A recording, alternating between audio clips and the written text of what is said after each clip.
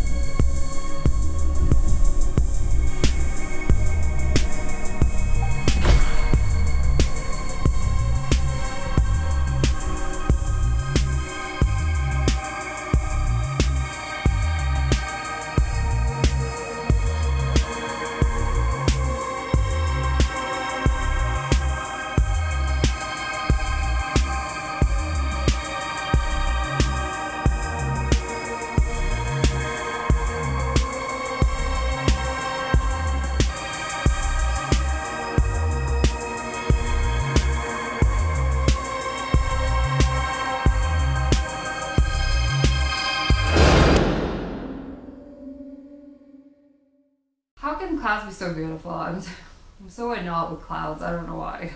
Hi guys! I'm back this week with something slightly different. In sort of seasonal fashion, I decided to build myself a little decoration and make a 3D model as opposed to painting. It's like a little vignette, a little picturesque, atmospheric scenery that you can frame up. And it was inspired by one of my art pieces. It's called The Archway. Yeah, I kind of wanted to make another version, yet another version of that. It's like a mini version of a decoration because I didn't really want to invest too much time in it, and I didn't really want to cover my house in fall decorations for a few days and then have to like take it down and start with my Christmas decorations, because that is coming up and that is taking a lot longer and I'm much more invested in that. So I gathered some recycling materials that were rolling around my house collecting dust and thought that they would work great for it. And because I have a little experience in doing part of that before, I sort of knew the steps and the materials that would be necessary for it. So the materials that I used, yeah, I used a box that I had from a package rolling about the house as a base. And what I did with the clouds, I didn't really just stuff them in the back. I carefully assembled them and I used plastic bottles as a base. Then I glued the cotton, it's not really cotton, it's synthetic cotton, to the surface. So what I can do later on is insert little Christmas lights to create the lighting mood and atmosphere.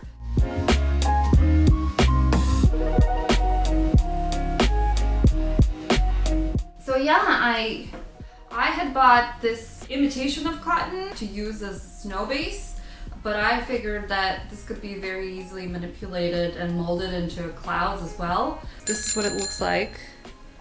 And you can actually work it with felting needles to mold it to the shape that you require, which may be another project for a different time. We'll see. So I took half of it and I kind of dyed it in black ink, diluted with water, just to bring a little more depth into the clouds and kind of variety in shades. So yeah, I glued a bit of that, and I assembled it in a certain way so it kind of looks a little more realistic, and I inserted the fairy lights. Thank you.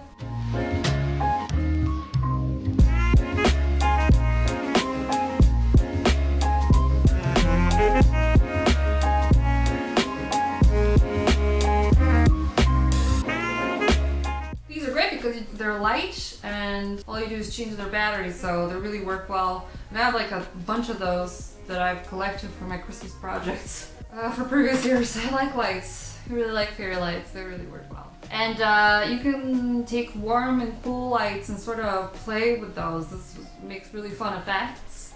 And the little hill I built with just some wrapping paper, whatever that is that they use to wrap fragile objects at stores. Again, recycling it. I had bundles of it in bags. And so I built a little mountain, and for the little arch, I actually had to build a little wire skeleton just so the clay can hold and doesn't fall apart where I build it.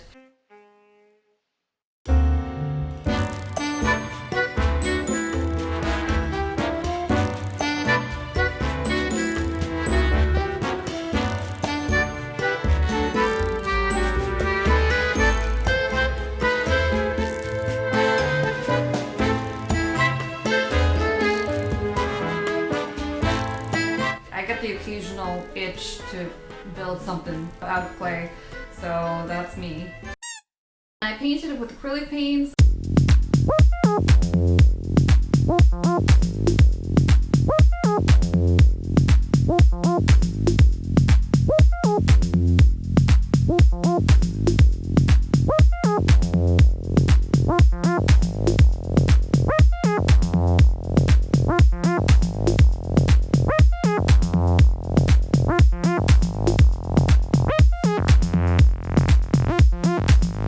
And I covered it with this like moss, real moss, that you can use for decorative purposes in your plants. You can find in any craft, you can find in some craft shops or garden shops.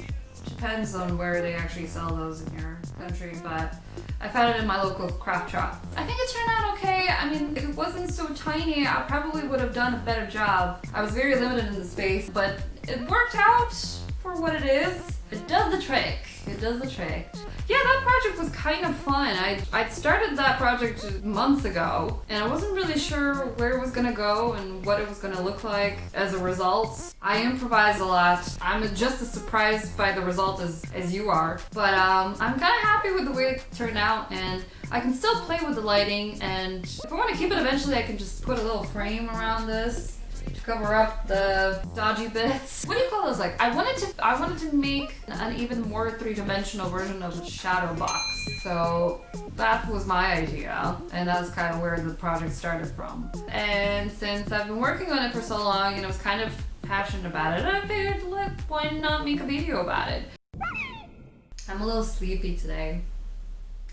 Could be the weather. It corresponds with the very project that I decided to build, so.